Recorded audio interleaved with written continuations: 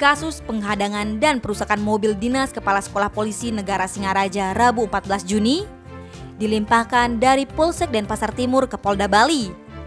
Identitas pelaku sudah terungkap, yakni bule Amerika Serikat bernama Thomas Charles Flatch JR 44 tahun.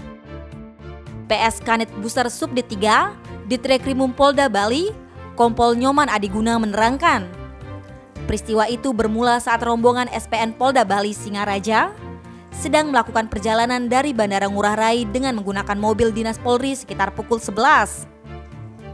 Saat melintas di Jalan Bypass Ngurah Rai Denpasar Timur, tepatnya di persimpangan Padang Galak, tiba-tiba mobil dinas berinisial Kepala SPN Singaraja Kombes Pol Nengah Subagia tersebut dihadang pelaku.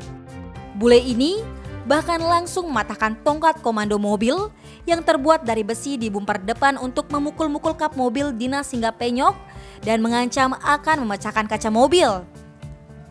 Merasa terancam, Kepala SPN Polda Bali dan anggotanya langsung turun untuk mengamankan dan berusaha menenangkan pelaku. Dalam pemeriksaan, bule ini mengaku ingin mendapatkan bantuan dari polisi. Sebab semua barang-barang miliknya termasuk uang dan paspor serta visa hilang saat dia tertidur di jalanan. Alhasil, dia tidak membawa perbekalan sama sekali selama beberapa hari terakhir. Selain itu, Thomas yang masuk ke Bali sekitar 2 bulan sebelumnya sebagai wisatawan ternyata sudah dinyatakan overstay oleh imigrasi selama 1 minggu. Pria ini beralasan ingin mengurus visa lagi, tapi kebingungan karena tidak ada teman.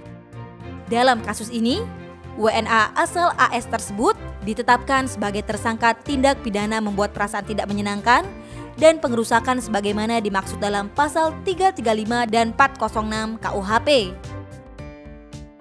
Tim Bali Express melaporkan.